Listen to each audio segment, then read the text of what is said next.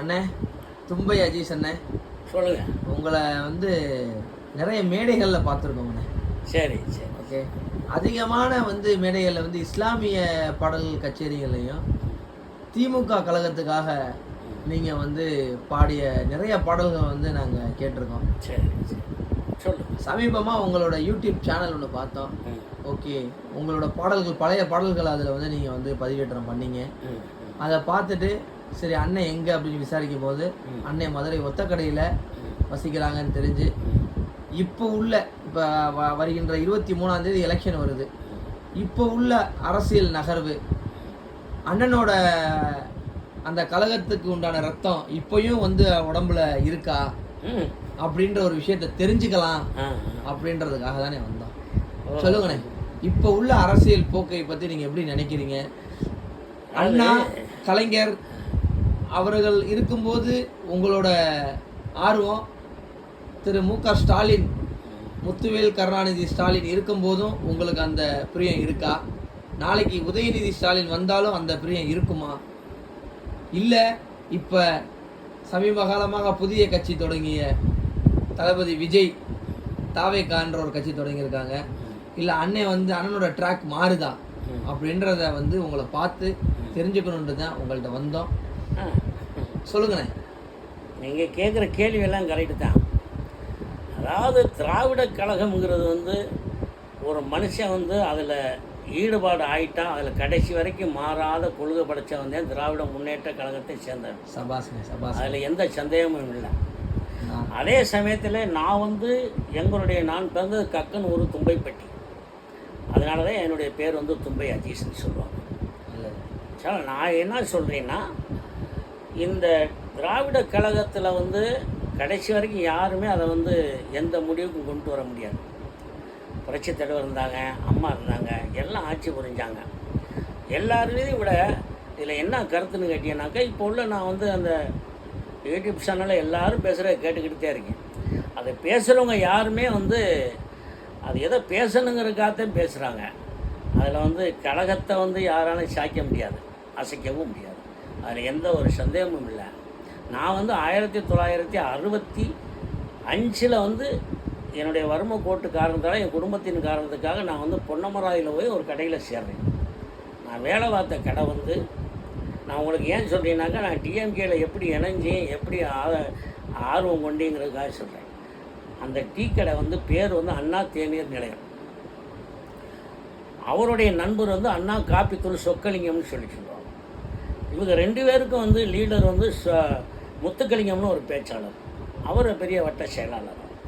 இவங்கள்ட்ட வளர்ந்தேன், நான் 3 பேர்த்தையும் வளர்ந்தேன். அதனால் எனக்கு இந்த டிஎம்கே வேட்டி கட்டிக்கிட்டு யார் டீ சாப்பிட வந்தாலும் அவங்களோட அன்போடு பேசுவேன், பழகுவேன். என்னை சும்மா பாட சொல்லி கேட்பாங்க, திரைப்பட பாடலாக இருந்தாலும் எதுவாக இருந்தாலும் கேட்பாங்க. அப்போ நாங்கள் இருக்கிற காலத்தில் நம்ம வளையவட்டி சுப்பிரமணியன் தவுள் வாசிப்பார், அவர் கூட என்னிட்ட தான் வருவார் டீ சாப்பிட்றதுக்கு, என் கடைக்கு தான் வருவார். அப்புறம் அண்ணன் ஏவிஎம் ஸ்டுடியோ மெய்யப்ப செட்டியார் அவர்களும் காரைக்குடி போனார்னா அந்த டீ கடையில் நின்று சாப்பிட்டு போவார். 65 ரூபா நான் சொல்லிக்கிட்டு இருக்கேன். அந்த மாதிரி காலகட்டத்தில் நாங்கள் இருக்கேன். அதே சமயத்தில் திராவிட கழகங்கிறது அது யாராலையும் அசைக்க முடியாது. எங்கேயாவது மீட்டிங் நடந்தால் நான் போய் உண்டியல் கொடுக்கணும். அவங்க பேசி முடிஞ்ச உடனே, ஏன்னா வறுமையில் வந்த கழகம் தான் இது, வறுமை கோட்டில் வந்த கழகம் தான். அதாவது கலைஞர் இருந்தாருன்னா அவருக்காக எல்லோரும் உயிரை கொடுத்து பேசுனாங்க. ஒரு மீட்டிங் பேசிவிட்டு அடுத்த மீட்டிங் போகிறதுக்கு சோப்பு வாங்கி துவைக்கிறதுக்கு காசு இருக்காது பேச்சாளர்கிட்ட, ஒரு சில பேச்சாளர்கிட்ட இருக்காது. அது நானே இந்த செல்லம் சோப்பு இந்த கயிறு போட்டு அறுத்து கொடுப்பாங்களே, அந்த சோப்புகளை ஆளுக்கு நான் வாங்கி கொடுப்பேன். அந்த சேங்கையில் துவைச்சிட்டு பொன்னமராதி மீட்டிங்கன்னா அடுத்த நாள் இந்த கொப்பனா வட்டி கொன்னை வட்டி அங்கிட்டு உள்ள கிராமங்கள் எழுப்பூர் அன்னவாசம் அந்த சைடுகளில் போவாங்க. அவங்களுக்கெல்லாம் நான் ஹெல்ப் பண்ணியிருக்கேன். என்னுடைய பேட்டா காசை வச்சு அவங்களுக்கு வாங்கி கொடுப்பேன். அப்போ அந்த பேச்சாளர்லாம் எவ்வளோ வறுமையாக இருந்து வந்திருக்காங்க, அந்த கழகத்தை காக்கிறதுக்கு எவ்வளோ ஒரு முயற்சி எடுத்திருக்காங்க. அந்த மாதிரி வளர்ந்த கழகம். சும்மா அடுத்தவங்க பேசுகிற மாதிரி ஒரு சிலர் சொல்லுவாங்க, கலைஞர் ட்ரெயினில் வந்தார், கள்ள ட்ரெயின் ஏறி வந்தார், அப்படி ஏறி வந்தார், இப்படி வந்தார், அப்படி ஏறி வந்தார்ல. அவர் வந்ததுனால என்ன மக்கள் குறைஞ்சி போயிட்டாங்க? காசு கொடுத்து வந்தாரா, காசு கொடுக்காமல் வந்தார்? ட்ரெயின் மெட்ராஸுக்கு வந்து சேர்ந்துருச்சுல. அப்போ இதெல்லாம் சின்னத்தனமான பேச்சுகள்லாம் பேசும்போது மனுஷனுக்கு அந்த வாட்ஸ்அப்பை பார்க்குறதுக்கே கோபமாக வரும். அந்த மாதிரி வளர்ந்த கிழமை. நான் பாடகர் ஆகினா எனக்கு சின்ன வயசுலேருந்தே எனக்கு பாடல். அதாவது திமுக கழகத்துக்காக நீங்க பாடிய முதல் பாடல் திமுக கழகத்துக்கு பாடினது நான் அண்ணன் நாகூர் அனிப்பான். அவருடைய பாட்டத்தை நாங்கள் உள்வாங்கி பாடுவோம். அதே மாதிரி 1963 அனுப்பானடியில், மதுரையில் அனுப்பானடியில் ஒரு மீட்டிங், அதாவது ரத்த கண்ணீர் நாடகம். அப்போ எனக்கு ஒரு 8-9 வயசு இருக்கும். அப்போ நானும் அதில் போய் பார்க்குறேன். எனக்கு இவர் கலைஞர், இவர் நெடுஞ்செழியன், இவர் எம்ஆர் ராதா, இவர் அண்ணாதுரை, இந்த ஆளுகள்லாம் நமக்கு தெரியாத வயசு. அப்போ அண்ணன் வந்து நார்மலாக டயராக வச்சுக்கிட்டு ஒரு பாட்டு யாரோ பாடுறாங்க, அணிவானங்கிற எனக்கு அப்புறம் தானே தெரிய வரும். அப்போத்தான் அந்த மேடையில் தான் அழைக்கின்றார் அண்ணா பாட்டு ஓப்பன் பண்ணேன். அந்த கட்டத்தில் தான் அது உருவானது அந்த பாட்டு. அதில் மியூசிக்கெல்லாம் இருக்காது, வெறும் பாட்டு மட்டும்தான் வரும். சும்மா டயராக தட்டுற மாதிரி ஒன்று சத்தம் தான் கேட்கும். அந்த பாட்டு இப்போவும் போட்டாலும் அதுதான் கேட்கும் உங்களுக்கு. அந்த மாதிரி உருவாக்கின கழகம். இந்த கழகத்தை வளர்த்தது யாருன்னு கேட்டிங்கன்னா அதே எம்ஆர் ராதா, நெடுஞ்செழியன், அன்பழகன், மதியழகன், இந்த மாதிரி ஆளுங்க இருக்கும்போது நான் வந்து எல்லாரோடையும் பார்த்துருக்கேன், எல்லாரோடையும் பேசியிருக்கேன். மாதவ நாட்டெல்லாம் பேசியிருக்கேன். நான் சிங்கம்னாரில் பாப்பியும் பேசுகிறேன். நீங்கள் பாடின முதல் பாடல் நான் மேடையில் பொன்னமராயில் கழகத்தினுடைய பாடல் பாடினது இதுதான். அழைக்கின்றார் அண்ணா. அழைக்கின்றார் அண்ணா ஒரு 2 வரி அணிவா அண்ணே பாட்டு தான். ஒரு 2 வரி 2 வரி என்னத்தான் பாடுறோம். அது எல்லோரும் நீங்கள் தான் மைக்கில் கேட்குறீங்கல்ல, எல்லோரும் இன்ஷா நீங்கள் சொல்கிறதுனால நான் அதை சொல்லி காட்டுறேன். அவர் பாடின முதல் பாட்டு வந்து அழைக்கின்றார் அழைக்கின்றார் அழைக்கின்றார் அண்ணா. இதுதான் அவர் முதல் பாட்டு. அருமையான இந்த குரல் தானே உங்களை வந்து எங்களை வந்து இங்க இழுத்துட்டு வந்தது இந்த குரல். எல்லா மேடையிலையும் பாடியிருக்கேன். அதே சமயத்தில் கலைஞரை பற்றியோ மற்ற யாரை பற்றி யார் என்னிட்ட பேசினாலும் அவங்க செழிச்சிட்டு போயிட முடியாது. யார் என்ன கேட்டாலும் நான் பதில் சொல்ல தயாராக இருக்கேன். இப்போவும் சொல்கிறேன், எப்பவும் சொல்லுவேன். அவங்கள வந்து அசைக்க யாராலையும் முடியாது. அது அப்படியாப்பட்ட கழகம். நான் கழகத்தில் போய் கலைஞர்கிட்ட போய் ஒரு உதவி கேட்டது கிடையாது. இப்போ அண்ணன் தலைவர் ஸ்டாலின் இருக்கா, அவர்கிட்ட போய் நான் எந்த உதவியும் கேட்டது கிடையாது. இங்கே நடபாதை வந்தார் ஒருக்கு, அந்த மதுரை காதாரி மார்க்கெட்டில் ஒரு மஞ்சள் பனியனை போட்டுக்கிட்டு வந்தார். எதுக்க சந்திக்கிறோம் அண்ணா, எதுக்க சந்திக்கிறோம். நான் நல்லா இருக்கீங்களா? நல்லா இருக்குங்க. காடை கையில் கொடுத்தேன், என்னுடைய பாடகர் காடை கையில் கொடுத்து வாங்கினார், பக்கத்தில் கொடுத்தாரு, போனார். போயிட்டு வரேன், நீங்கள் எதுவும் கவலைப்படாதீங்க, நீங்கள் தான் அடுத்த சீரட்டு அப்படின்னு சொல்லி அவரை வழி அனுப்பிச்சுட்டு நான் மார்க்கெட்டுக்கு தான் போனேன். ஆனால் என்னுடைய வீட்டுக்குள்ளே வாங்கிட்டு நான் வந்துட்டு அவங்க போயிட்டாங்க. இது வந்து யதார்த்தமாக நடக்கிறது. அப்போ 93 ஒருக்கா நான் வந்து கலைஞரை சந்திக்கிறக்கா அறிவாலயம் கலைஞரை பார்த்துட்டு தலைவரை பார்த்துட்டு வணக்கம் சொல்லிட்டு, அப்போ வந்து அண்ணன் வந்து தலைவர் ஸ்டாலின் வந்து அப்போ வந்து ஒரு பையன் வந்து இந்த வேர்க்கடலை நம்ம கொடுத்தான். அவர்கிட்ட டெய்லி ஒரு பட்டணம் கொடுத்துட்டேன். அவர் போனார்னா அதை வாங்கி குறிச்சிக்கிட்டே இருந்தார். அவருக்கு வணக்கம் சொல்லிட்டு நான் பாட்டுக்கு சவுதிக்கு கிளம்பி போயிட்டு பயணம் சொல்லத்தான் போனேன். நீங்கள் சவுதிக்கு போகிறதுக்காக தலைவருக்கு வந்து உங்கள் தலைவருக்கு வந்து நீங்கள் பயணம் சொல்கிறதுக்காக போகக்கூடிய கட்டாயம் எனக்கு, அதனால் போனேன். அங்கேயும் போய் ஒரு நிகழ்ச்சி பண்ணேன். சவுதிலையும் சரேபியாங்கிற இடத்துல வந்து பயல்கள் எல்லோரும் சேர்ந்து ஒரு கேசட் போட்டாங்க. அதுலேயும் கழக பாட்டு 4 பாட்டு பாடியிருக்கேன். அதுலேயும் நிறையா அவங்களுக்கு பண்ணி கொடுத்தேன். இஸ்லாமிய பாட்டு பாடிருக்கேன். அதில் வந்து எல்லோரும் கேட்பாங்க, கலைஞரை பற்றி பாடுங்க, அதை பற்றி பாடுங்க, இதை பற்றி பாடுங்க. சரிண்ணே, நீங்கள் இப்போ வந்து எப்படி இந்த கழகம் உருவாச்சு, இந்த கழகத்தில் யார் யாரெல்லாம் வந்து ஆணிவேருன்றதை சொன்னீங்கண்ணே. இப்போ நமக்கு தேவை வந்துண்ணே நிகழ்கால அரசியல். இப்போ அண்ணாவை பார்த்துட்டீங்க, கலைஞர் பார்த்துட்டீங்க. அண்ணா பேரறிஞர் அண்ணா வந்து நம்ம வைகை கரையில் ஆட்சியை பார்த்துட்டீங்க, வைகையிலே ஒரு மீட்டிங். Okay okay. இல்லை நம்ம என்ன கேட்குறோம்னா, நீங்கள் அண்ணாவோட ஆட்சியை பார்த்துட்டீங்க, ஐயா கலைஞர் ஆட்சியும் பார்த்துட்டீங்க, தலைவர் ஸ்டாலினோட ஆட்சி பார்த்துக்கிட்டு இருக்கீங்க. இதற்கு அடுத்து மாநாடு நடந்துச்சு 72ல். இல்லை, இதற்கு அடுத்து உதயநிதி ஸ்டாலின் ஆட்சி நடக்கும். அண்ணன் உதயநிதி ஸ்டாலின் ஆட்சி நடக்கும். இப்போ அடுத்தடுத்து புதிய வேட்பாளர்கள், புதிய கட்சிகள் எல்லாரும் இல்லை. அது நம்ம வந்து வாட்ஸ்அப்பில் வர்றத நீங்கள் கேட்குறீங்க, நான் அடுத்த சொல்கிற பாரு தான் உங்கள்கிட்ட சொல்லிக்கிட்டு இருக்கேன். என்னுடைய சர்வீஸை நான் உங்கள்கிட்ட சொல்கிறேன். அதே மாதிரி மாநாடு நடந்துச்சு 72ல். அந்த உலகத்தமிழ் மாநாட்டில் வந்து என்னன்னு கேட்டீங்கன்னா, இப்போ எல்லோரும் வந்து எம்ஜிஆர் கட்சியிலேருந்து இப்போ ஓபிஎஸ் அண்ணா சார் கூட அங்கே போயிருக்காங்க அப்படின்னு சொல்கிறாங்கல்ல. அதுக்கு நான் ஒரு உதாரணம் சொல்கிறேன்.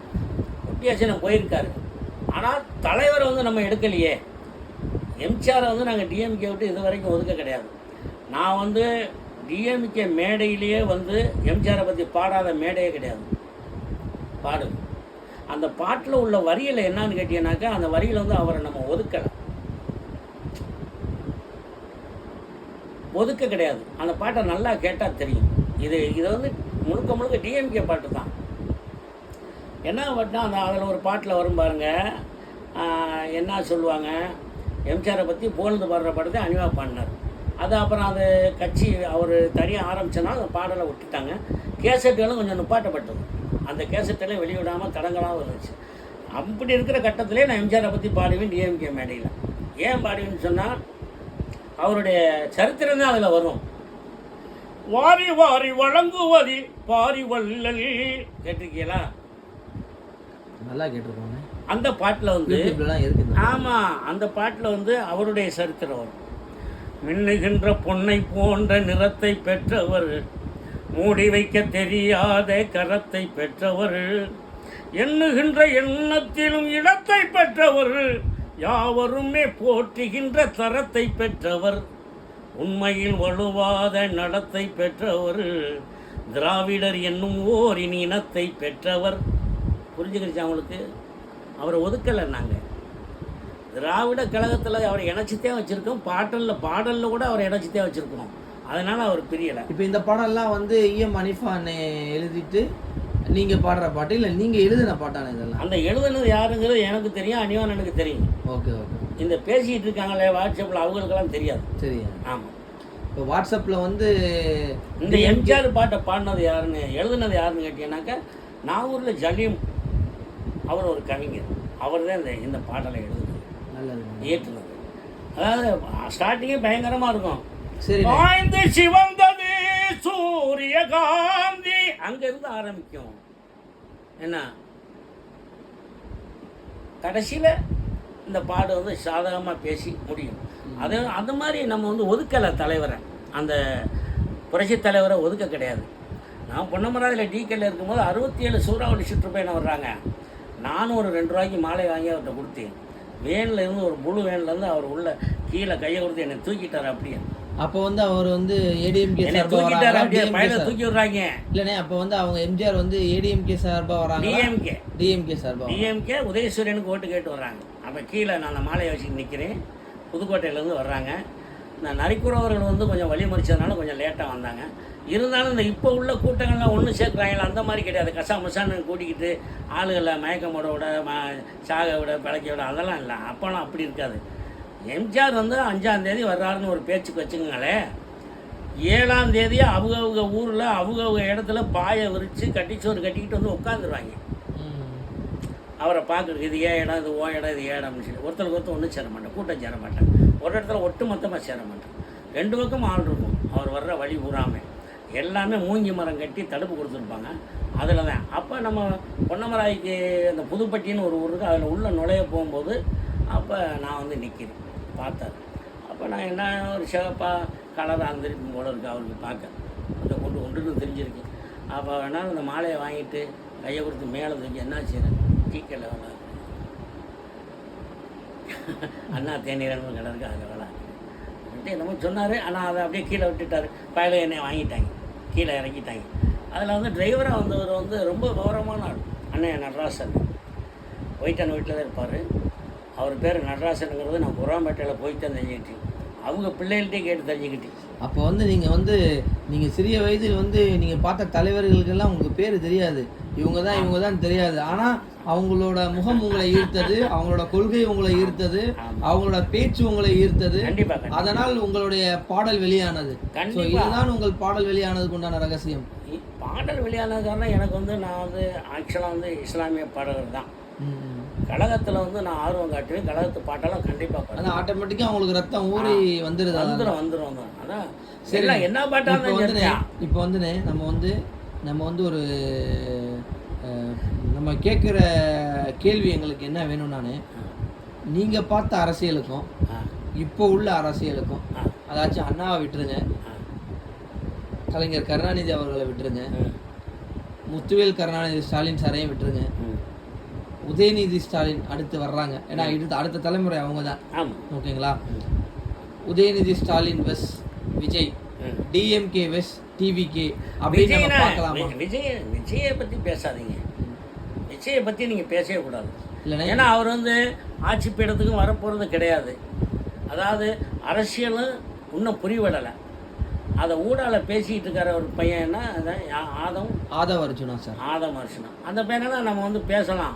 அவர் பேசுகிறதுக்கு பதில் இப்போ ஆதவ் அர்ஜுனா கூட முட்டாள் முதலமைச்சர்னு சொன்னார் பாருங்க, அதுக்கெல்லாம் நம்ம பதில் கொடுக்கலாம். ஒன்று நம்ம வந்து அந்த மாதிரி நம்ம பேசக்கூடாதுங்கிறதுக்காக ஒரு மரியாதை தான். கழகம் அவங்களை இப்படி தான் வளர்த்துருக்கு. ஆமாம், கழகம் அப்படித்தான் வளர்க்கும். ஆதம்னு சொன்னாக்க நம்மளுடைய இஸ்லாத்தினுடைய முதல் பிறந்தது ஆதம். தெரியுமில்ல உங்களுக்கு? இல்லை, அவர் பேர் ஆதம் கிடையாது, ஆதவ் அர்ஜுனா. அந்த ஆதம் அர்ஜுனாலும் சொல்லும் போது ஆதம்னு சொல்கிறோம்ல, அந்த மாதிரி நம்ம வந்து அந்த பேர் அதில் பாதியாவது இருக்குல்ல, அதனால நம்ம வந்து அவரை திட்டக்கூடாதுன்னு நம்மளாம் இருக்கிறதே இல்லை. என்ன போன்றவர்கள்ட்டெல்லாம் அவங்க அரசியல் பேச முடியாது. ஓகே, ஆதம் அர்ஜுனாவை விஜயா வந்து என்ன போல அரசியல் ஏன்னா என்னட்டு வந்து பேச முடியும். இப்போ அண்ணன் அது முடிஞ்ச கதை. அதாச்சும் அண்ணா, கலைஞர், முத்துவேல் கருணாநிதி, ஸ்டாலின் இவங்க வரிசையில உதயநிதி இல்ல இவங்க வரிசையில வந்து உதயநிதி வந்துருவாரா? அதுதான் எங்களோட கேள்வி. வந்துதானே ஆகணும். ஓகே, வராட்டி தமிழ்நாடு வந்து ரொம்ப கோளாறாயிரும். அதாவது தமிழ்நாடு வந்து ரொம்ப கோளாறாயிரும் தம்பி. இல்லை, நீங்க அண்ணாவை பார்த்த இடத்துல வந்து நீங்க உதயநிதி ஸ்டாலினை பார்ப்பீங்களா? பார்த்தாங்கன்னா பேரறிஞர் அண்ணா எல்லாருக்கும் கற்பிச்சுட்டு போயிட்டார்ல. அதை வந்து உதயநிதி ஸ்டாலின் சார் வந்து ஃபாலோ பண்ணுவார்ன்ற நம்பிக்கை உங்களுக்கு இருக்கு? பேரறிஞர் அண்ணா தவறினோன்னு நம்ம அவசர முதலமைச்சராக நம்ம நெடுஞ்செழியனை நியமனம் பண்ணியிருந்தோம். நியமனம் இருக்காங்க, அடுத்தாப்புல அவங்க வந்து உள்கருத்துக்களை அவங்களா பேசி கலைஞரை தேர்ந்தெடுத்துக்கிட்டாங்க. அது முடிஞ்ச பிரச்சனை. கலைஞருக்கு தான் அது சரியாக வரும் இந்த தமிழ்நாடு அப்படிங்கிறத புரிஞ்சு தான் அவர்கிட்ட கொடுக்குறாங்க. அப்போ எம்ஜிஆர் எல்லாருமே ஒன்றாத்தே இருக்காங்க. இந்த மாநாடு நடந்துச்சு பாருங்க 72. எம்ஜிஆர் பிரிஞ்சதை சொல்கிறேன் உங்கள்கிட்ட. புரட்சித் தலைவர் பிரிஞ்சது வந்து எப்படி நேட்டாங்க. இதில் நம்ம மதுரை 72 மாநாட்டில் வந்து அவங்க பிரிகிறான்னு சொன்னால் என்ன கருத்துன்னு கேட்டீங்கன்னா, அவர் பிரிஞ்சது காரணம் கணக்கு கேட்குறாரு, அது கேட்குறாங்க. கணக்கு கேட்குறாருன்னா அவர் 2 நண்பர்கள் தானே, ஏற்கனவே உறவாடி கொண்டு இருந்தவங்க தானே. அதில் என்ன கணக்கு இப்போ புதுசாக கேட்குறாரு? அந்த கருத்தில் அவர் கேட்கல. என்னென்னு வந்து நம்ம முத்து அவரையும் ஒரே வண்டியில் வச்சு சுற்றுப்பயணம் வந்தாங்க. இதில் மாநாட்டில் அதில் அவருக்கு சில மனஸ்தாபங்கள் இருக்கலாம். ஏன்னா எல்லோரும் அவர் மாதிரியா இருக்கா, எல்லோரும் அவர் மாதிரி இருக்கா, எல்லா பொம்பளாலும் பேசினாலும் அவர் புரிஞ்சுக்கிட்டாரு. அதனால் அந்த சில கருத்துக்களாக கூட இருக்கலாம். அவர் வந்து நம்ம அதுக்குள்ளே போக வேண்டாம். அப்போ பிரிஞ்சுக்கிட்டாங்களா? அப்போ பிரிஞ்ச ஒரு ஆரம்பித்தாலும் கூட இப்போ அந்த கழகத்துலேருந்து வந்தவர் இப்போ ஓபிஎஸ் போயிருக்காருன்னு சொன்னால் அந்த கழகம் முடிஞ்சிச்சு. அதாவது அப்போ எம்ஜிஆர் டிஎம்கேதேங்கிறத உறுதிப்படுத்துகிறாங்க. நான் சொன்ன மற்ற பாட்டலில் விட நான் ஓபிஎஸ் வந்து ஏடிஎம்கேலேருந்து டிஎம்கேக்கு வந்துட்டாரு. இதை நீங்கள் எப்படி பார்க்குறீங்க? அவர் திருப்பி தாய் கழகத்துக்கு வந்துட்டாருன்னு பார்க்குறீங்களா? தாய் கழகம் இல்லை, டிஎம்கே தான். அதில் தாய் கழகம் பேரறிஞர் அண்ணாவுக்காக ஆனா சேர்த்துக்கிட்டாரு எம்ஜிஆர், அவ்வளோதானே. அண்ணா திமுக வெறும் திமுக, அண்ணா திமுக இரண்டும் ஒன்று தான். ரெண்டும் ஒன்று தானே. ஆனால் அதில் வந்து தலைவர்கள் தான் எம்ஜிஆருக்கு அப்புறம் வந்த தலைவர் தான் வந்து நமக்கு பிரச்சனை. ஆமாம், நான் என்ன சொல்றேன்னா அந்த மாதிரி இருக்கும்போது காலகட்டத்தில் ஓபிஎஸ் புரிஞ்சுக்கிட்டாரு. சரி, இன்னைக்கு கழகத்தை வந்து அந்த ஆணாவை எடுத்துட வேண்டியதுதான். திமுக தான் நமக்கு, வர்றவங்க வாங்க, இருக்கிறவங்க அங்கேயே இருங்க. அந்த அவர் வந்து சார் அது வாழப்பாடி அப்படின்னு கேட்டிங்கன்னா அவர் தேர்தல் நின்று வந்த முதலமைச்சர் கிடையாதுல்ல. அவர் வந்து தேர்தல் நின்று ஜெயிச்ச முதலமைச்சர் கிடையாதுல்ல. ஒருவேளை வரக்கூடிய எலெக்ஷனில் அண்ணன் எடப்பாடி ஜெயிச்சிட்டாருன்னா? எடப்பாடி ஜெயிக்க மாட்டார். எடப்பாடி டிஎம்கேக்கு வருவார், டிஎம்கேக்கே வந்துடுவார். சரி, தமிழ்நாடு அவருக்கு பல சிக்கல் இருக்கு. தமிழ்நாட்டில் இரண்டாவது கட்சியாக வந்து டிவிகே வருமா? விஜய் வருவாரா? யாரும் வர முடியாது. இரண்டாவது கட்சியாக வர்றது நம்ம இவர் அண்ணன் விஜயகாந்த் அண்ணன், அவங்க அந்த அம்மா இல்லை, விஜயகாந்த் அம்மா தான் வந்து அதில் சேர்ந்துருக்காங்க. ஓ, எதிர்கட்சியாக வந்துடுவாங்க. அவங்களுக்கு 8 தொகுதி தானே, 10 தொகுதி தானே கொடுத்துருக்காங்க. அந்த 10 தொகுதியை ஜெயிச்சு மற்ற ஆளு வின் வாங்கி வரணும்ல. ஓகே, அப்போ மீதி யாரும் 10 தொகுதி கூட வரமாட்டாங்க. வாய்ப்பு இருக்காது. நல்லது. என்ன வாய்ப்பு இருக்காது. அப்படியே வந்தாலும் கூட அதை வந்து அவ்வளோ சரி ஏடிஎம்கே வந்தாலும் வரலாம், ஆனால் வர விட மாட்டாங்க. ஏன்னா அவர் போய் சேர்ந்துருக்கிற இடம் அப்படி, அதை சேர்ந்துருக்க வாய்ப்பு இல்லை. அதாவது எதை நம்ம தமிழ்நாட்டுக்கு வேணாம்னு சொல்கிறோமோ அதில் போய் சேர்ந்துருந்தாங்க. நீ எம்ஜிஆருக்கு நல்லவராக நடிக்க முடியுமா? அந்த அம்மாவை செஞ்சதுக்கு நன்றி செலுத்த முடியுமா? இல்லை இந்த அம்மா வந்து இந்த அம்மா தோழி, அவங்க பேர் என்ன, சசிகலா அம்மாட்ட காலில் விழுந்து நீங்கள் வாங்கினீங்களே அதுக்கு என்ன மரியாதை? இப்படியெல்லாம் வாங்கி வச்சுக்கிட்டு மறுபடியும் பிஜேபியில் சேர்ந்தாக்க உங்களை யார் மதிப்பா? பாலபாடி வந்து யார் மதிப்பா? மதிக்க மாட்டாங்க. நான் வந்து யாரையும் தரக்குறைவாக பேசலை, நான் யாரையுமே தரக்குறைவாக பேச மாட்டேன். இருந்தாலும் நான் சொல்கிறேன் உங்களுக்கு சில கருத்துக்களை வச்சுக்கிறேன். ஒரு அம்மா நான் சொல்லுது தமிழ் படித்தா பிச்சை எடுக்கக்கூட ஆகாதுன்னு அந்த பிஜேபியிலேருந்து ஒரு அம்மா சொல்லுது. அந்த மாதிரி நிர்மலா சீதாராமன் அந்த மாதிரிலாம் பார்த்தாக்கா வேஸ்ட்டு. அதெல்லாம் வந்து தமிழில் தானே பேசுகிறாங்க, இந்த வார்த்தை தமிழில் தானே சொல்லுது. அப்புறம் தமிழ் பிச்சை எடுக்கதான் சொன்னால் அது என்ன வார்த்தை? அந்த வார்த்தையை சொல்கிறது தமிழில் தானே சொல்கிற. அப்புறம் அந்த வார்த்தைக்கு வந்து நீ வந்து பிச்சை எடுக்காத அது என்ன வார்த்தை? அவங்களோடய வந்து இப்போ கூட்டணி வச்சுருக்காங்க தமிழ்நாட்டில். வச்சுருக்காங்கல்ல. அப்போ மக்கள் வந்து அவங்கள வந்து அந்த அம்மா வந்து அந்த அம்மாவில் நான் முதல்ல நான் டிவியில் பார்க்க ஆப்பக்கடை வைக்கிற மாதிரி இருந்துச்சு. ஆப்பக்கடை வச்சு நடத்துகிற அம்மா மாதிரி இருந்துச்சு. அதுக்கப்புறம் தான் அவங்க வந்து முக்கிய போஸ்டிங்கில் இருக்காங்கிறது எனக்கு தெரிய வந்துச்சு. பேச தெரிஞ்சுக்கிட்டு அப்புறம் இன்னொரு அம்மா என்ன சொல்கிறாங்கனாக்கா, இந்த ஓபிஎஸ் போய் சேர்ந்ததுக்கு அந்த அம்மா தலைவருக்கு துரோகம் பண்ணுறாரு, அவர் அந்த கொடியை எடுத்துக்கிட்டு டிஎம்கே கொடியை வண்டியில் வச்சு வர்றாரு அப்படின்னு ஒரு அம்மா பேசிகிட்டு இருக்காங்க. பிஜேபியில் வந்துட்டு போகிறாங்க, கலகத்தை அதே டிஎம்கே தானே. எத்தனை ஆண்டு காலமாக டிஎம்கே கொடியை புரட்சி தலைவர் நேசிச்சிருப்பாங்க. சும்மாவா இருக்கு?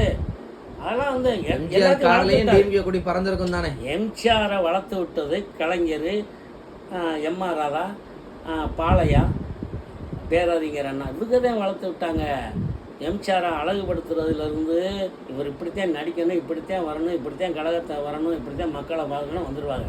ஏன்னா அதெல்லாம் நம்ம வந்து இந்த படம், அந்த எம்ஜிஆர் படத்தில் கூட ஒரு பாட்டு வரணும், அதெல்லாம் வந்து இவங்கள தேர்ந்தெடுத்துக்கிட்டது தான்.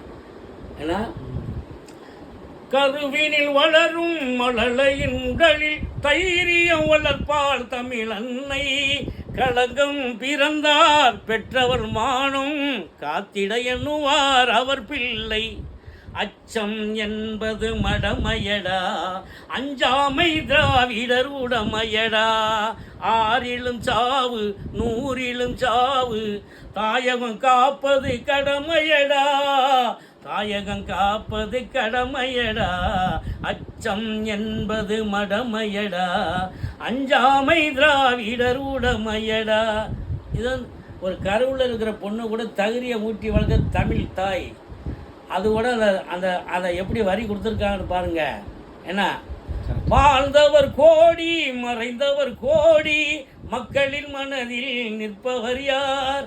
மாபெரும் வீரர்கள் மானம் காப்போர் சரித்திருந்தனிலே நிற்கின்றார். இந்த திராவிடத்தை பற்றி அவ்வளோ அழகாக எழுதியிருப்பாங்க, படிச்சிருப்பாங்க, அமைச்சிருப்பாங்க. ஏன்னா சாதாரண கழகம் கிடையாது. எம்ஜிஆர்லாம் வந்து இருக்காருனாக்கா அரசியல் தான். சரிண்ணே, நல்ல பிள்ளைகளை நம்பியெல்லாம் பெற்றாத பிள்ளைகளை வந்து பெரிய ஹிட்டான பாட்டு. இந்த இப்போ கூட சொல்லிக்கிட்டே இருக்கான். இவன் இந்த பையன் ஆரம்பிச்சிருக்கான, அந்த சின்ன பையன் யார் அந்த இந்த கட்சி ஆரம்பிச்சிருக்கிறது? யாரு சின்ன பசங்க? யாரும் கட்சி சின்ன பையன் தான் அந்த பையன். விஜயா? விஜய் தளபதி சின்ன பையன் தான், எனக்கு சின்ன பையன் தானே. கரெக்ட். அதனால அந்த தம்பியோட ஆரம்பிச்சிருக்காப்புல கட்சி. அது எம்ஜிஆர் போட்ட. அவரும் திராவிடத்தை ஆதரிக்கிறாருன்னு. திராவிடத்தை ஆதரிக்கலாம் தெரியாம வாய் உளறிட்டாப்புல. என்ன ஆதரிச்சா சந்தோஷம் தான், ஆதரிக்கணும். நீ ஆதரிக்கதே போறிய எல்லாரும். யாரு எந்தெந்த கட்சி. சீமான் மட்டும் எதிர்க்கிறாரு திராவிடத்தை. எம்ஜிஆர் அது சீமான் என்ன விட்டு. சீமானை பொறுத்த வரைக்கும் அவர் வந்து என்னன்னு கேட்டீங்கன்னாக்கா, அவர் வந்து சிறந்த பேச்சாளர், சிந்தனை அதிகமாக உள்ளவர், அதில் எந்த மாற்றம் கிடையாது. ஆனால் அவர் தமிழ்நாட்டில் காலம் உண்ட முடியுமா அப்படிங்கிறது பிரச்சனை. திராவிடத்தை எதிர்த்து ஒன்றும் செய்ய முடியாதுன்றீங்க. அது வாய்ப்பு கொஞ்சம் கம்மி. ஏன்னு கேளுங்க, அவர் வந்து அவர் சொல்லிட்டாரு. ஏன்னா நான் 15 வருஷமாக உங்கள்கிட்ட கத்துறேன், எனக்கு ஒரு நல்ல விரிவாளர் விருந்து கூட்டிகிட்டு போங்க, மருந்தை கூட போடுங்க சோத்தில், அப்போ கூட நான் செத்து போயிடுறேன், உங்களோட கத்தி நான் சாகிறேன், அப்படி கூட போயிட்டு போகிறேன் அப்படின்னு வாட்ஸ்அப்பில் பேசுகிறாரு. ஆனால் அது வந்து அந்த பேச்சுகள்லாம் நல்ல தலைவருக்கு அழகு இல்லை. அந்த பேச்சு கேட்டாங்க, அப்படியெல்லாம் பேசக்கூடாது. அது திரைப்படத்தில் வர்றது. திரைப்படத்தில் வந்து அந்த அம்மா ஜமுனா ராணியோட ஒரு படத்தில் போட்டில் போகும்போது சொல்லுவாங்களே, என்ன சொல்லுவாங்க, ஒரு பாட்டில் சொல்லுவாங்களே, வாழ்வதும் சாவதும் உங்கள் கையிலே. அந்த அம்மா சொல்லிப்பாளே ஒரு அந்த அம்மா பேர் நல்ல பேர். சரிண்ணே. ஆனால் இப்போ கழகத்துலேருந்து உங்களுக்கு ஒரு ஃபோன் வருது, தும்பை அஜீஸ் பாய் ம் வாங்க வந்து கழகத்துக்காக வந்து மீண்டும் பாடுபடுங்க, ஒரு பாடலை பாடுங்கன்னு சொல்லி உங்களை அழைக்கிறாங்க. அம்மா சொல்கிறார், வாழ்கவென்று நீங்கள் சொன்னால் வாழும் என் மனம், இல்லை சாவதற்கு நீங்கள் சொன்னால் மரணம் சம்மதம், ஊரெங்கும் தேரிலே ஒருவரை கண், அந்த மாதிரி சொல்லுவாங்க. நீங்கள் சொன்னால் வாழ்கிறேன் உங்களோட சேர்ந்து, இல்லாட்டி நான் மரணம் சொன்னால் தண்ணிக்கிலே தள்ளி விட்டுறாரு யார் அந்த கதாநாயகன். அந்த மாதிரியெல்லாம் அவர் வந்து சொல்கிறாரு. அது வந்து இயல்பான அந்த இயற்கையான வார்த்தைக்கு ஒத்து வராது. அது இறுதியாக இமானான நம்மளை பிடிக்கும் எனக்கு. ஆனால் இருந்தாலும் அவர் வந்து அரசியல் ரீதியாக பிடிக்காது. அரசியல் ரீதியாக பிடிக்கும். அரசியல் ரீதியாக அவர் பேச்சு வார்த்தைகள் அது நமக்கு சரி பண்ணுவாங்க. திராவிடத்தை ஆதரிச்சு திமுக கழகத்தோட இணைகிறாருன்னா பிடிக்குமா? இணைஞ்சு அதாவது மக்களை காப்பாற்றணும்னு சொல்லி அண்ணன் சீமானன் சொல்கிறாருல்ல, என்ன தமிழ்நாட்டு மக்களை காப்பாற்றுறதுக்கு தானே. ஒரு சில அதாவது ஆணைக்கும் அரிசிருக்கும் அப்படிங்கிற மாதிரி ஒரு கழகத்தில் ஒரு சின்ன பிள்ளை இருந்தால் கூட நீங்கள் வரலாம்ல, அண்ணே நான் உங்கள் கழகத்துக்கு வர்றேன் எல்லோரும் சேர்ந்து சேரக்கூடாதுன்னு சொல்லணும்ல. சொன்னால் அது ஒரு பெருந்தன்மையாக இருக்கும். உங்களுக்கு இன்னும் பேரும் புகழும் ஏறும். அவர் தான் திராவிடமே வேணான்றாரே. வேணான்னு நீங்கள் சொல்கிறீங்க. திராவிடம் என்னங்கிறது என்னன்னு அவர் கேட்குறாரு. என்ன திராவிடங்கிறது என்னன்னுங்கிற எல்லாருமே பதில் சொல்லியிருக்காங்க. அதுக்கு அவருக்கு வேணா இந்த அரசியலில் வந்து டிஎம்கே பாடம் போகட்டும்னு நினைக்கிறேன். அவருக்கு இந்த அரசியலில் வந்து டிஎம்கே பாடம் போகட்டும்னு நினைக்கிறேன். அதான் வாக்கு வாங்குவார், அதனால எந்த சந்தேகம் இல்லை. ஏன்னா இப்போ வாக்கு வாங்குவாருன்னு டிவிக்கோட அதிக வாக்கு வாங்குவாரா? கண்டிப்பாக வாங்குவார். ஓட்டெடுப்பு வச்சு பாருங்க. இந்த இந்த தம்பியை டிவிக்கையை விட அந்த பையன் அவர் அண்ணன் வந்து எனக்கு இறுதியாக ஒரே ஒரு கேள்வினே கேளுங்க. நேரம் குறைவாக நிறைய கேட்கலாம், அதை யார் கேட்டாலும் பதில் சொல்லுவேன். இல்லைண்ணே, ஏன்னா நான் வந்து உங்களுக்கு வந்து நீங்கள் வந்து திமுக கழகத்தோட முன்னோடி. ஆமாம், உங்களோட பிளட்டில் வந்து திமுக ரத்தம் தான் ஓடுது. கண்டிப்பாக. ஓகேண்ணே, இப்போ வந்து உங்களுக்குண்ணே இப்போ இந்த எலெக்ஷனை ஒட்டி தும்பை அஜீஸோட யூடியூப் சேனலில் பார்த்துட்டு உங்களுக்கு வந்து 3 இடத்துல இருந்து கால் வருதுண்ணே. ஒன்று திமுக கழகத்துலேருந்து வருது. ஓகே, வாங்க தும்பை அஜீஸ் வந்து பாடல் பாடுங்க அப்படின்னு சொல்கிறாங்க. கழகத்துக்காக வந்து உழைங்கன்னு சொல்கிறாங்க. ஓகே, இன்னொரு பக்கத்து அண்ணன் சீமான் கூப்பிடுறாரு வாங்க அப்படின்னு. இன்னொரு பக்கத்து தளபதி விஜய் கூப்பிடுறாரு. இதில் வந்து தளபதி விஜய் தான் உங்களுக்கு வந்து நீங்கள் பாடுற பாட்டுக்கு அதிக சம்பளம் கொடுக்குறாரு. சீமான் அண்ணன் வந்து ரொம்ப அதை காட்டிலையும் கொஞ்சம் கம்மியாக கொடுக்குறாரு. ஓகே, டிஎம்கே ஸ்டாலின் வந்து என்ன செய்கிறாருன்னா, நீங்கள் கழகத்தோட முன்னோடி வந்து கழகத்துக்கு சும்மா வந்து உழைங்கன்னு மட்டும் சொல்கிறாரு. நீங்கள் யாருக்கான பாட போவீங்க? அதுக்கு ஒரு சின்ன உதாரணம் சொல்கிறேன் உங்களுக்கு. ஒரு தடவை மலேசியா போயிருந்தேன் நான். மலேசியாவில் போனாக்கா அங்கே வந்து ஒரு நான் போயிட்டு திருப்பி ரிட்டர்ன் வரும்போது எனக்கு டிக்கெட் கிடைக்கல. ஒரு நாள் ஓவர் ஸ்டே ஆகிட்டு. ஓவர் ஸ்டே ஆனாக்கா நம்ம வந்து அங்கே வந்து ஃபைன் போடுவாங்க. இல்லாட்டி நேராக பிடிச்சி பாலாவில் கொண்டு ஒப்படைச்சிடுவாங்க. பாலானா போலீஸ் ஸ்டேஷன், அங்கே ஒப்படைச்சிடுவாங்க. அப்படி இருக்கும்போது ஒரு சரி இன்றைக்கி நைட்டு நம்ம தங்குறதுக்கு இடம் வேணுமே அப்படின்னு சொல்லிட்டு நான் இருந்த ரூம்ஸ் எல்லாம் க்ளோஸ் பண்ணிவிட்டு ஒரு டாக்ஸியை பிடிச்சி அதை பிடிச்சி நான் வந்து பூச்சங்கன்னு ஒரு இடத்துக்கு போகிறேன். அங்கே நம்ம தெரிஞ்சவங்க ரிலேஷன் இருக்காங்க. அவங்கள பார்த்துட்டு அங்கே தங்கிட்டு நாளைக்கு டிக்கெட்டு போட்டுக்கலாம், ஓகே ஆச்சுன்னா போயிடலாம் அப்படின்னு சொல்லிட்டு போனால் அந்த வண்டி ஓட்டிகிட்டு வந்தார் பாருங்க. அவர் பேர் மயில்சாமி அவர் பேர். போயிட்டு அங்கே போய் ஸ்பாட்டில் நிப்பாட்டிட்டு நீங்கள் எங்கே போறீங்க, பூச்சங்களை என்ன விஷயமா போறீங்கன்னு கேட்குறாரு. ஏன்னா அவர் வந்து ஒரு சிஐடி போலீஸ், அந்த டிரைவர் வந்து ஒரு சிஐடி போலீஸ். அப்போ அவர் கேட்டார், எதனால் நீங்கள் இந்நேரத்தில் வந்து இங்கே தங்க வந்துருக்கீங்க? டிக்கெட்டு போட்டுதான், டிக்கெட்டு கிடைக்கல, கொஞ்சம் ஓவர் ஸ்டே ஆகிட்டு, இன்றைக்கி நாளைக்கு தான் போக முடியும், ஓவர் ஸ்டே ஆகிட்டீங்களா அப்படின்னு சொல்லி கொஞ்சம் வறுமையாக என்னை கண்டிக்க ஆரம்பிச்சிட்டார். அப்படின்னா நீங்கள் எதுக்கு இங்கே இருக்கக்கூடாது, உடனே போய் நம்ம வாங்க போலீஸ் ஸ்டேஷனுக்கு போகலாம் அப்படி இப்படின்னு சொல்லி கூப்பிட்டுக்கிட்டு இருந்தார். பாலாவுக்கு போகலாம், அங்கே ஒப்படைச்சிடுறேன் உங்களை அப்படின்னு சொன்னார். இல்லை நான் இங்கேயே தங்கிறேன், நான் நீங்கள் என்ன தொழில் பண்ணுறீங்க, நான் உங்களை வந்து சட்டப்படி நான் வந்து எடுக்கிறாந்தாக்க வேறு மாதிரி அனுப்பி நீங்கள் சொல்லுங்கள் எதுக்காக வந்திருக்கேன்னு சொல்லி அப்படின்னு சொல்லி கேட்டவுடனே நான் என்ன சொல்லிவிட்டு, ஆனால் நான் வந்து ஒரு பாடகர், என்ன இங்கே ஒரு 2 நிகழ்ச்சி பண்ணியிருக்கேன். இதில் கிளானில் ஒரு நிகழ்ச்சி பண்ணிவிட்டு, கோலாலம்பூரில் ஒரு நிகழ்ச்சி பண்ணிவிட்டு நான் போகிற காத்த வந்து எனக்கு ஓவர் ஸ்டே ஆகிடுச்சு. இப்போ என்ன பண்ணுவோம் சரி அப்படின்னு சொன்னால், அப்போ வந்து ஒரு நீங்கள் வந்து முதலமைச்சர்லாம் உங்களுக்கு தெரியுமா அப்படின்னு கேட்டார். அவர் மேலே எனக்கு ஏதாவது ஒரு வார்த்தை பாட்டு பாடுங்களே அப்படின்னு சொல்லி கேட்டார். நீ பாடுறன்னு சொல்லி பாடுங்கன்னு சொன்னார். அப்போ தான் அவங்கள்ட்ட வந்து இதை நான் பாடி காமிச்சேன். கள்ளக்குடி கொண்ட கருணாநிதி வாழ்கவே, இது இந்த பாட்டை வந்து ஃபுல்லாக பாடி முடிச்சுட்டு காடிக்குள்ள உட்காந்து, காடினா கார் தான் சொல்கிறேன், அதுக்குள்ள உட்காந்து பாடி முடிச்சார். அவர் என்ன பண்ணார், அப்புறம் இன்னொரு பாட்டு அப்புறம் ஓடி வருகிறார் அதை எடுத்து பாடிக்கிட்டு இருக்கேன். பாடிக்கிட்டு இருக்காங்கன்னா ரெண்டுமே வந்து அவர் என்ன பண்ணுறாரு, வண்டியில் விட்டு கீழே இறக்கி அவங்க ஃப்ரெண்ட்ஸுக்கு 4-5 பேருக்கு ஃபோன் அடித்தார். அவங்களும் ஜிஐடி போலீஸ் தான். எல்லோரும் வந்தாங்க. ஆளுக்கு கொஞ்சம் கொஞ்சமாக ஒரு அமௌண்ட்டை போட்டு நம்ம இந்தியன் மணிக்கு 1 லட்ச ரூபா என் கையில் கொடுக்குறாங்க. அது கலைஞர் கொடுத்தது மாதிரி தான். அது கலைஞர் வந்து மலேசியாவில் எனக்கு கொடுத்தது மாதிரி தான் அதை நான் கற்பனை பண்ணிக்கிட்டேன், வேறு ஒன்றும் இல்லை. அந்த மாதிரியெல்லாம் அவங்க கொடுக்கணும், நம்ம சாப்பிட்ணுன்னு ஒன்றும் கிடையாது. நம்ம எனக்கு ரேஷன் கார்டெலாம் கிடையாது, பிள்ளையெல்லாம் கல்யாணம் பண்ணி கொடுத்தாச்சு, ரேஷன் கார்டு கிடையாது, ஒரு வீடு கிடையாது எனக்கெல்லாம். ஆனால் இருந்தாலும் நான் அப்படியே நான் உழைக்கிறேன், சாப்பிட்றேன். நான் முதல்ல கேட்ரிங் போயிட்டுருக்கேன் நம்மள்ட்ட இருந்து. அதனால் அதை வச்சு நான் சமாளிச்சுக்கிட்டு அப்படியே இருக்கேன்.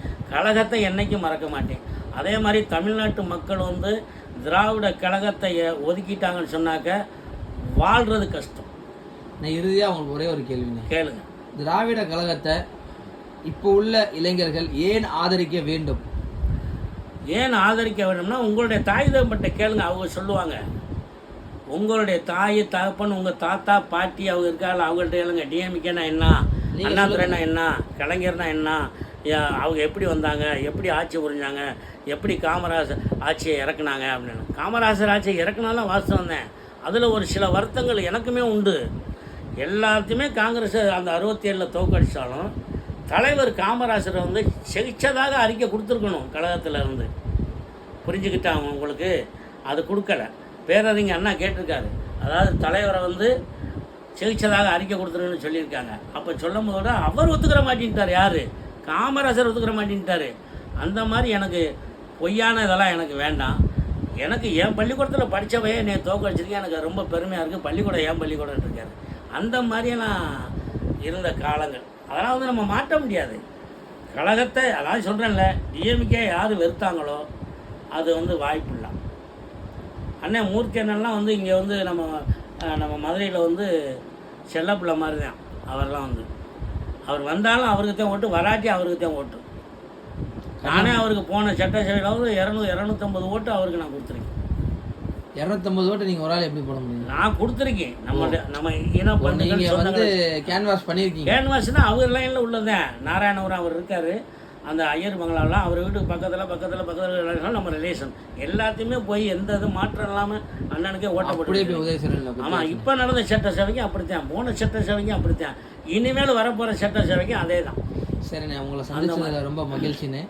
ஏன் அவரை நான் பெருமைப்படுறீங்கன்னா, நவக்குளம்னு ஒரு ஊர், நம்ம அத்தை இறந்துட்டாங்க, அவர் வர்றாரு. அந்த வரும்போது அந்த ரோட்டில் கரையில் கம்மாக்கரையில் வந்து சகதி பூரா மழை விழுந்து சகதியாக இருக்குது, ரோடு கிடையாது.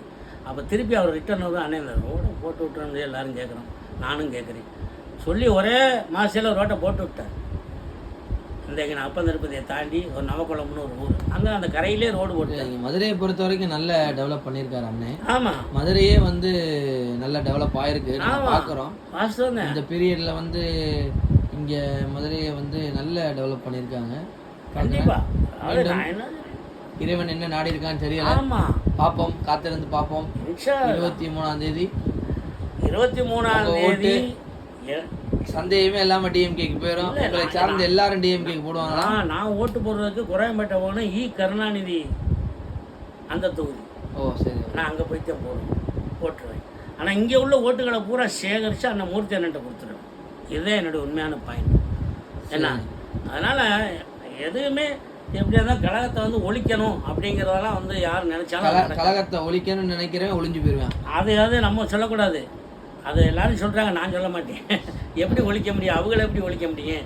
அவங்க கொள்கையில் அவங்களே இருப்பாங்க. கட்சியை ஒழிச்சிடலாம்னு சொல்கிறீங்களா? அவங்களுடைய கட்சியில் ஏதாவது செஞ்சுட்டு போகிறாங்க, காசுக்காக ஏதாவது செஞ்சுக்கிட்டு அங்கிட்டு உள்ள அங்கிட்டு போக, அங்கிட்டு உள்ளது இங்கிட்டு போக, இங்கிட்டு அந்த அம்மாலாம் வந்து இந்த சீதாலாம் அந்த அம்மாலாம் வந்து தமிழ் பிச்சை எடுக்க உதவும் சொல்லி அந்த அம்மாலாம் காசு அங்கே வர இன்னும் என்னென்னு தமிழை பற்றியும் பேசுவாங்க, ஏன்னா கேவலமாகத்தையும் பேசுவாங்க. அதெல்லாம் வந்து ஏற்றுக்கிறப்படாது. அதாவது நிறையா இருக்காங்க. சரி, நீங்கள் சொல்லுங்கள், எல்லா மக்கள்கிட்டையும் சொல்லுங்கள், திராவிட முன்னேற்ற கழகத்துக்கு ஓட்டு போடணும், அவ்வளோதான். ஓடாட்டி போனாக்க நம்ம நிறையா பிரச்சனைகளை சந்திக்க வேண்டிய சூழ்நிலைகள் வரும், அதையும் பார்த்துக்கணும். அதுதான் என்னுடைய உண்மையான கருத்து. சரி, ஆமாம்.